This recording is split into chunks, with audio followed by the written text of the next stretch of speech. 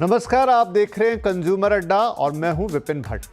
कर्नाटक के कालबुर्गी में एक 23 साल के कॉलेज छात्र ने ऑनलाइन मनी गेम में 80 लाख रुपए से ज्यादा गंवाए। बाद में आत्महत्या कर ली। पता चला कि इस छात्र ने गेम खेलने के लिए भारी ब्याज पर पैसे उधार भी लिए थे। दूसरा मामला है तेलंगाना का, जहां एक परिवार के 3 सदस्यों ने आत्महत्या कर ली। क्यों? क्योंकि घर के एक बच्चे ने ऑनलाइन मनी गेम में 30 लाख रुपए से ज्यादा गंवा दिए थे। एक और मामला कर्नाटक का है, जहां एक सॉफ्टवेयर इंजीनियर ने पुलिस में शिकायत की कि उसने ऑनलाइन मनी गेम में 3 करोड़ रुपए गंवाए हैं। क्यों? क्योंकि गेम खिलाने वाली कंपनी गड़बड़ी कर रही थी, धोखाधड़ी कर रही थी, मैनिपुलेट कर रही थी। पुलिस ने मामला भी दर्ज किया। तो ऐसे न जाने कितने मामलों से अखबार और इंटरनेट भरे पड़े हैं। आप एक सर्च मारिए और लाइन लग जाएगी। और यही कारण है कि सरकार ने ऑनलाइन मनी गेमिंग के लिए काफ़ी सख्त और कठोर कानून बनाने का फैसला किया है। ऑनलाइन गेमिंग बिल लोकसभा से पास हो चुका है, जो ऑनलाइन मनी गेम यानी ऐसे कोई भी गेम जिसमें पैसों का लेन देन शामिल है, उन पर सीधा बैन लगाने की बात करता है। अक्सर ऑनलाइन गेमिंग कंपनियां दलील देती हैं कि उनका गेम स्किल पर आधारित है, लेकिन ये बिल साफ करता है कि भले ही कोई गेम स्किल या चांस पर आधारित हो, लेकिन उसमें किसी भी तरह के पैसे का लेन देन है तो उसे बंद होना होगा।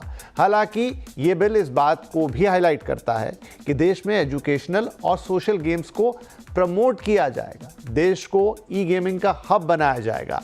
और इस वक्त भारत की ऑनलाइन गेमिंग इंडस्ट्री, आपको बताएं तो 32,000 करोड़ रुपए से ज़्यादा की है और एक अनुमान के मुताबिक 2029 तक ये 78,000 करोड़ से ज़्यादा की हो जाएगी। आज भारत में रिकॉर्ड 51 करोड़ से ज़्यादा गेमर्स हैं, यानी भारत की 1/3 से ज़्यादा आबादी ऑनलाइन गेम खेलती है। सालाना 9 अरब से ज़्यादा डाउनलोड के साथ भारत दुनिया में सबसे ज़्यादा गेम डाउनलोड करने वाला देश है। इतना बड़ा बाजार है तो दुकानें तो लगेंगी ही, लेकिन उसकी क्या कीमत हम चुकाएंगे ये भी हमें ही तय करना है।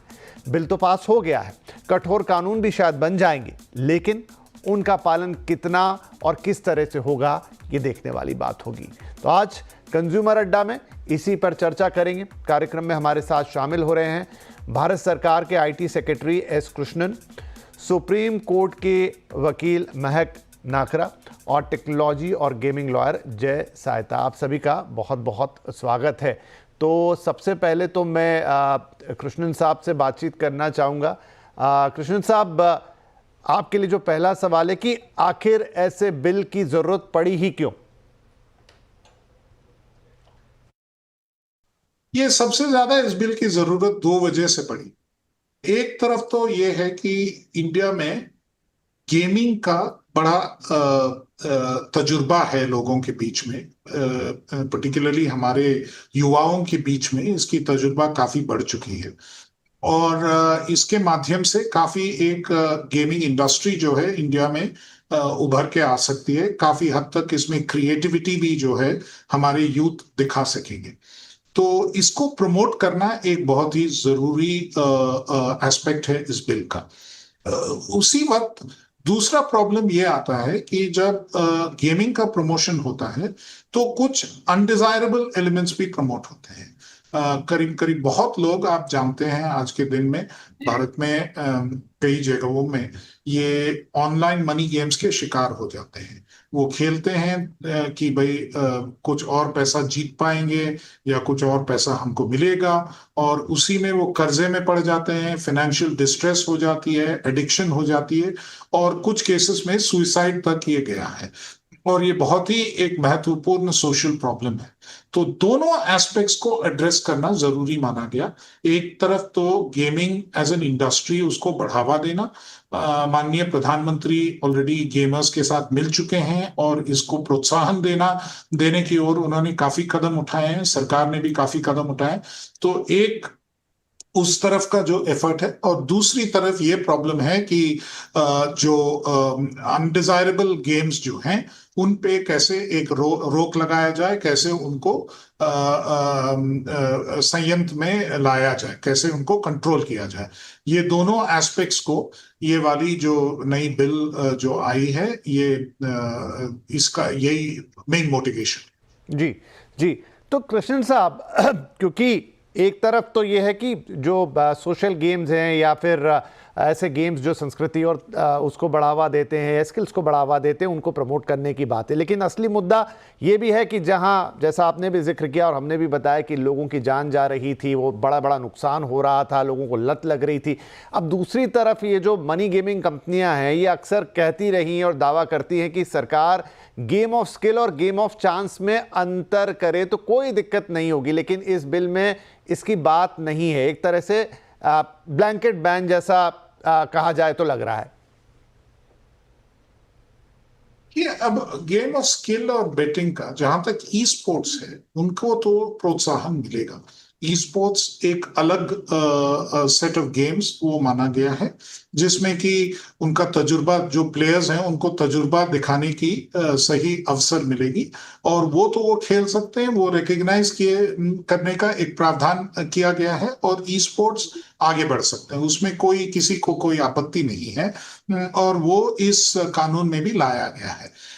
जहां तक games of online money games जो हैं, इसमें जो पैसा लगाया जाता है वेरियस फॉर्म से, या फी की तरह, या एक बेट की तरह, या कोई और तरीके से पैसा लगाया जा सकता है, वहां पे कई स्टेट्स ने पाया है कि ये इसमें एक चांस एलिमेंट है।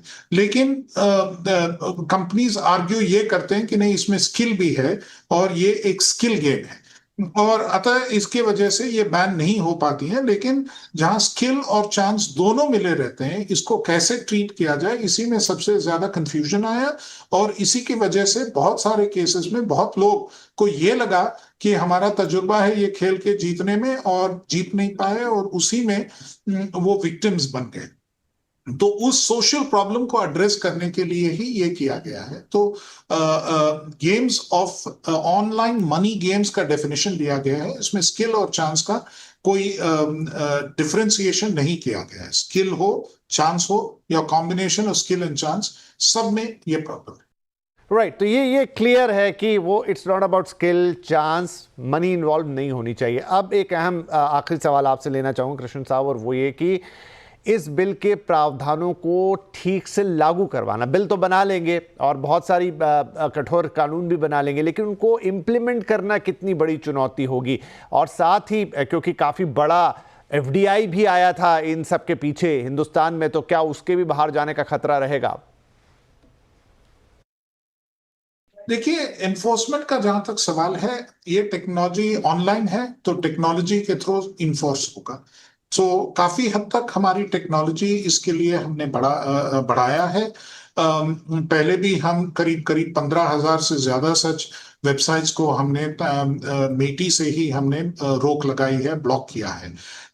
तो टेक्नोलॉजिकल कैपेसिटी थोड़ी बढ़ानी पड़ेगी, लेकिन हम करेंगे, और एनफोर्समेंट कैपेसिटी बढ़ाएंगे, और इसको एनफोर्स करने की पूरी हमारी एफर्ट लगी रही।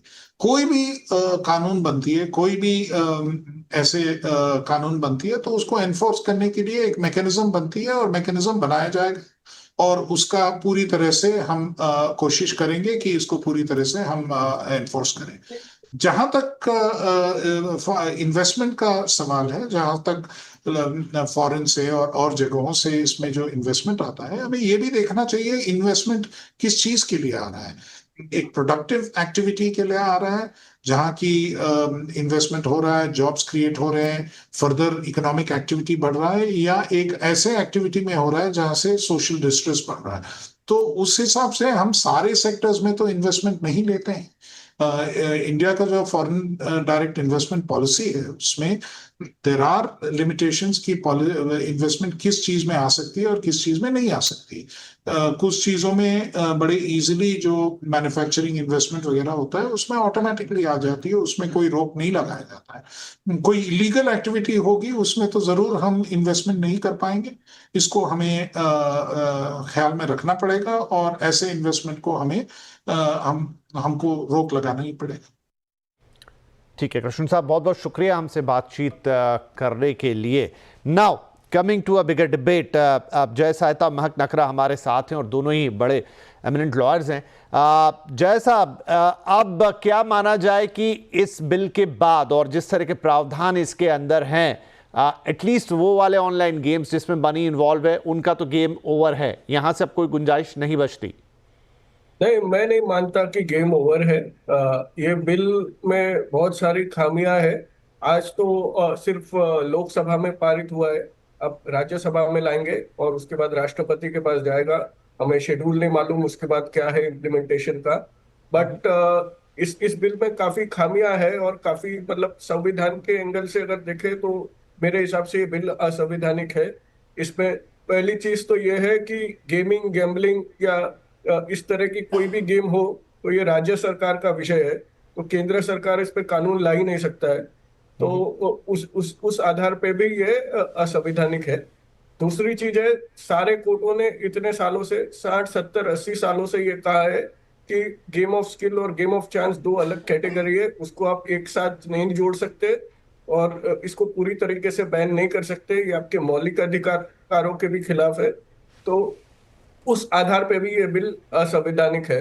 और तीसरी बात ये है कि ये जो स्किल, गेम ऑफ चांस राज्य सरकार का विषय या केंद्र सरकार का विषय, स्पेशली जब ऑनलाइन चीजें आती है, तो ये 31 दिन तक 90 घंटे से ज्यादा सुप्रीम कोर्ट में इस पे बहस हो चुकी है।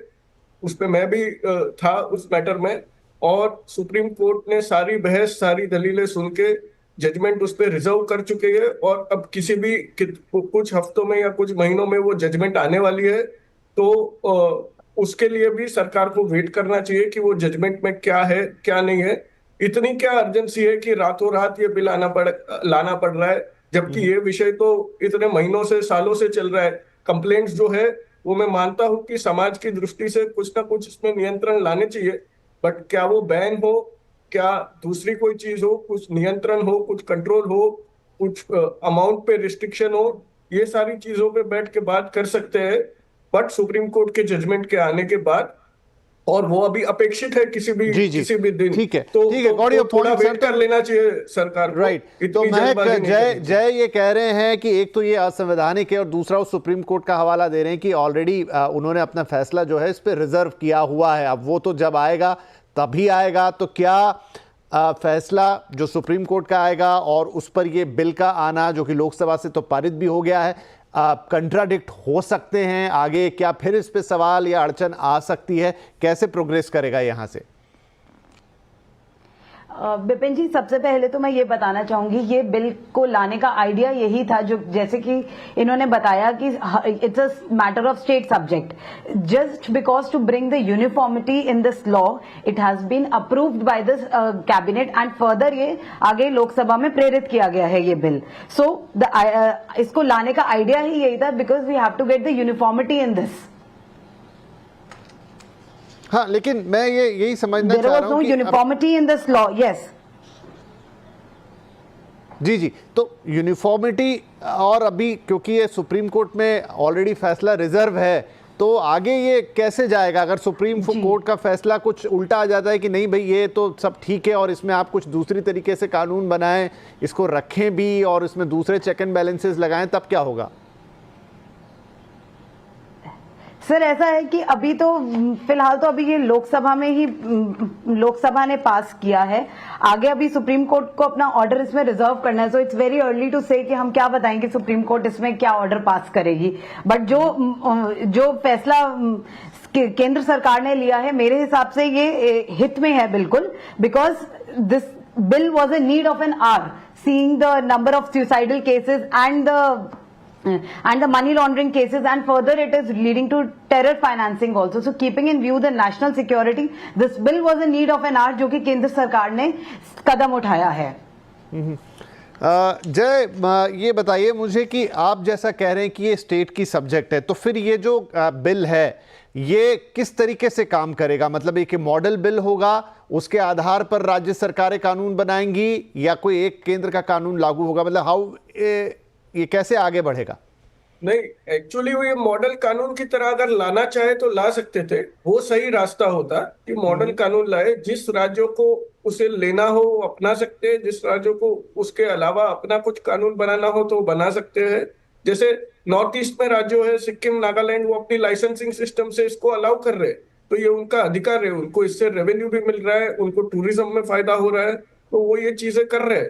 तो उनका भी ये उल्लंघन हो रहा है उनके अधिकारों का, अगर ये नेशनल कानून ला रहे तो ये मॉडल लॉ की तरह ही लाना चाहिए था। आपकी बात बिल्कुल सही है, उसमें आर्टिकल 252 में प्रावधान है कि फिर जिस स्टेट को उसको लेकिन adopt लेकिन करना है अभी वो, अभी जो कानून आया जय, मतलब अभी ये जो कानून हम मानते हैं कि हाँ, ये पास होगा, कानून पास बनेगा, हाँ, तो इसको कैसे माने जाए, मैं कैसा माने जाएगा? क्या ये राज्यों में हूबहू इंप्लीमेंट हो जाएगा ये या पूरे फिर भारत में इम्प्लीमेंट होगा। तो जिस डेट से वो में implement होगा, नोटिफाई सही है। करेंगे उस डेट से पूरे भारत में होगा, और राज्य सरकार को अपनी पॉलिसी लाने का कोई गुंजाइश बचेगी ही नहीं, कोई स्कोप नहीं बचेगा अपनी पॉलिसी लाना। तो ये सीधा सीधा फेडरलिज्म और राज्य सरकारों के अधिकारों का उल्लंघन है, क्योंकि ये पूरे इंडिया में लागू कर रहे हैं। वो केंद्र सरकार का ये कहना है क्योंकि ये इंटरनेट पे है, तो और कई अंतर्राष्ट्रीय साइट भी है, इसलिए हम ये ला रहे हैं।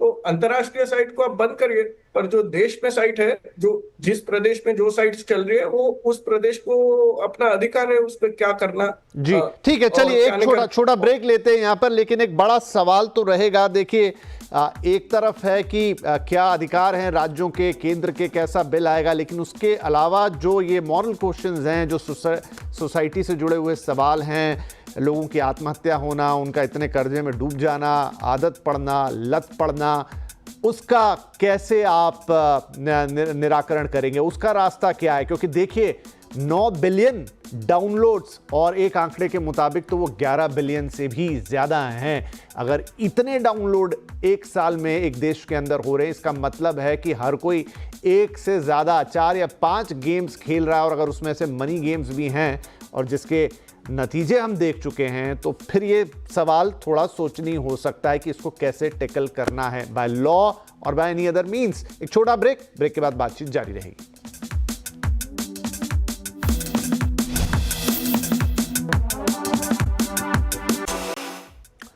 Welcome back. ऑनलाइन गेमिंग में अब जो नया बिल आया है, खासतौर पे मनी गेमिंग पे रोक लगाने की बात वो बिल करता है, लेकिन अब उसको लेकर भी डिबेट है। एक तरफ कंपनियों की दलील की वो तो गेम ऑफ स्किल्स लेकर आती हैं और कोई उसका और रास्ता निकाला जाए, उसको एक कंप्लीट बैन की जगह, लेकिन दूसरी तरफ इस बिल में जो दलील दी गई है कि जिस तरीके से देश का नुकसान, मतलब देश के नागरिकों का नुकसान, चाहे वो कर्ज में डूबे, उन्हें लत लगे, कई जगह आत्महत्या, और ये चीज़ एक बेटिंग को प्रमोट करती है, उसकी जगह ई गेमिंग को बढ़ावा तो दिया जाएगा, लेकिन स्किल वाले गेम्स हों जो कि कल्चरल हेरिटेज को बढ़ाएं, वैसे गेम्स हों, लोगों को फ़ायदा पहुंचाएं, वैसे गेम्स हों, और वो पैसों के चक्कर में ना उलझे, बेटिंग ना करे, जुआ ना खेले ऑनलाइन, उस पर फोकस करता है। वेल, तो ब्रेक से पहले काफ़ी बातचीत हुई। महक, अब ये बात तो है कि एक तरफ ये उदाहरण हैं जहां लोगों ने आत्महत्या की, वो कर्जे में डूबे, धोखाधड़ी हुई, महादेव ऐप जैसे बेटिंग ऐप जैसी कहानी भी हमारे सामने है, मनी लॉन्ड्रिंग और बहुत कुछ कंसर्न है इसके साथ। तो ऐसे में क्या ये बिल का लाना, इस तरह का निर्णय लेना ज़्यादा सही है रादर देन कि हम दूसरी साइड देखें इसकी? Sir definitely Bipin ji, I agree that केंद्र सरकार ने ये जो, मैं जैसे कि मैंने पहले भी बोला था, केंद्र सरकार ने ये जो कदम उठाया है इस बिल को लाने का, ये बहुत ही महत्वपूर्ण कदम है, क्योंकि इसकी वजह से एक तो जैसे कि सेक्रेटरी साहब ने भी बताया कि एडिक्शन के केसेस, दूसरा सुसाइडल केसेस, तीसरा मनी लॉन्ड्रिंग के केसेस, इन सब पे एक रोक लगानी, इनको कर्ब करना अब बहुत ही महत्वपूर्ण हो गया था। एंड स्टेट्स में, हर स्टेट में डिफरेंट लॉज प्रिवेल करते हैं। ये एक यूनियन लॉ है, सेंट्रल गवर्नमेंट का लॉ है, which will prevail over the all state laws. State policy will not hold water in this case now. So but this bill is a need of an hour. This definitely, it's a fantastic step which is by the government of India. जय, तो इसमें और भी प्रावधान है, एक authority बनाने का प्रावधान है जो रजिस्ट्रेशन को देखेगी, जो गेम्स को देखेगी, और बहुत कड़ी सजाओं के प्रावधान है, मतलब एक स्ट्रिक्ट बड़े बड़े जुर्माने हैं लाखों और करोड़ों रुपए के, और उसके बाद जेल भी है। ये आपको लगता है कि इस तरीके से इन्फोर्स हो पाएगा, और या फिर इससे भी ज़्यादा स्ट्रिंजेंट इसको होना चाहिए? तो दोनों तरफ के सवाल होंगे। इसको एनफोर्स करना बहुत ही मुश्किल है। जैसे सेक्रेटरी साहब ने शायद आपके प्रोग्राम में या दूसरे प्रोग्राम में भी कहा था कि विदेशी कंपनियां भी इसमें बहुत है। तो अगर आप मान लो ऑनलाइन मनी गेम्स जो इंडिया में है वो बंद कर देते, मान लो हमने सबने कल से बंद कर दिया, तो क्या ये 40 करोड़ लोग हैं उसमें से एक संख्या खेलना ही बंद कर देंगे, या फिर वो विदेशों में जाएगा पैसा, विदेशों के सर्वर में खेलेंगे, विदेशों के कोई रजिस्ट्रेशन नहीं, कोई जीएसटी नहीं, कोई नियंत्रण नहीं, वैसी साइटों को, और सेक्रेटरी साहब कह रहे हैं उसको ब्लॉक कर देंगे कुछ साइट को। ये हमारा तजुर्बा रहा है कि जैसे ही आप ब्लॉक करते हो एक को तो दूसरी साइट खड़ी हो जाती है। तो उन्होंने 1500 साइट के करीब अभी तक ब्लॉक किए हैं, बट 1.5 या 2 लाख लाखों में साइट है जो अभी आज भी खुली है। एक और ये तो मतलब ऑनलाइन मनी बैटिंग है, लेकिन कुछ देश हैं, अब आप उदाहरण ले चाइना का। अब चाइना को हर बार हर दृष्टि से खराब तरीके से नहीं देख सकते। आप उदाहरण लें ऑस्ट्रेलिया का, जहां ने बड़े कंसर्न दिखाए हैं। उन्होंने सिर्फ वीकेंड गेमिंग अलाउ की है। उन्होंने कंपनियों को इतना स्ट्रिक्ट कर दिया है कि अगर आप बच्चों को, वहां तो वो मनी गेम की बात ही नहीं आई, कितने घंटे खेलेंगे, कितनी देर तक खेलेंगे, उसका जो इम्पैक्ट आता है वो तक रिस्ट्रिक्ट कर दिया है और फिर पिनलाइज कर रहे हैं अपनी कंपनियों को। तो एक तरह से देखा जाए, ठीक है, एक धंधा है, एक बिजनेस है, लेकिन आपको सोसाइटी या जनता का भी ख्याल रखना पड़ेगा। बिल्कुल रखना चाहिए, और इसलिए अब नियम लाओ, नियंत्रण लाओ, पर पूरी तरीके से बैन मत करो। यही तो हम कह रहे हैं कि आप नियम और नियंत्रण हो सकता है, आप कैसे रोकेंगे किसी को? जैसे तमिलनाडु ने अभी लाया था कि 12 से 5 रात 12 से 5 आप नहीं खेलेंगे ये गेम्स, तो 5 घंटे नहीं खेलेंगे। रात को आदमी की नींद जरूरी है, आदमी के वेलबींग के लिए कुछ घंटे रेस्ट करना जरूरी है, उस पर पॉपअप मैसेज देना जरूरी है हर आधे घंटे में। और तो फिर आदत और लत तमिलनाडु जैसी चीजों का आप क्या करेंगे? जो एग्जाम्पल मैंने दिए, किसी ने 50 लाख घटाए, किसी ने 20 लाख गंवाए, आत्महत्या कर ली, कर्जा ले लिया, धोखाधड़ी हो गई, ऐसे केसेस को कैसे टैकल करेंगे? इस पे लिमिट लगनी है। आप लिमिट लगा सकते हो कि दिन में आप 1000 या 2000 का ही खेल सकते हो। जैसे किसी आदमी को मूवी देखने का शौक है, किसी आदमी को रेस्टोरेंट में जाने का शौक है, तो किसी आदमी को गेम खेलने का शौक है। तो 100-500 रुपए अगर इसमें खर्चता है, आप लिमिट लगा दीजिए उसमें, उस लिमिट से ज्यादा आप नहीं खेल पाओगे। तो सारी चीजों का नियम और नियंत्रण के साथ रास्ता है। कंप्लीट बैन जरूरी नहीं है, और ये दूसरे देशों में ये हुआ है, बेटिंग लिमिट्स, यूके का आप ले लो। क्विकली मैं एक सवाल की जो रास्ते बता रहे हैं जय, क्या उससे बात बनेगी कि आप चीजों को लिमिट कर दें और फिर उनको होने दें? सर डेफिनेटली नॉट, लिमिटेशन से नहीं होगा, बिकॉज इसमें जैसे कि पहले भी हमने डिस्कस किया है कि इसके अंदर एक स्ट्रिक्ट एक्शन बहुत ही जरूरी है। लिमिटेशन और कैपिंग से कभी भी प्रॉब्लम का सोल्यूशन नहीं निकल पा रहा है। That is the only reason जिसकी वजह से केंद्र सरकार को ये बिल लाना पड़ा है। इसमें बड़ा इंटरेस्ट अभी क्योंकि हम एक फाइनल चीज तो नहीं कह सकते। बिल आ गया है, एक संसद के एक हिस्से में पास है, दूसरे में भी हो जाएगा, वो शायद कानून में भी कन्वर्ट हो जाए, लेकिन अभी सुप्रीम कोर्ट में फैसला सुरक्षित है, वो आएगा, वो भी देखने वाली बात होगी। एंड फाइनली अगर सब कुछ ऑनलाइन है तो मतलब लाइन पर है, तो भी इम्प्लीमेंटेशन किस तरीके से आगे जाएगा, ये भी एक बड़ा सवाल रहेगा। फिलहाल आप दोनों ही मेहमानों का इस कार्यक्रम में शामिल होने के लिए बहुत बहुत धन्यवाद। नमस्कार।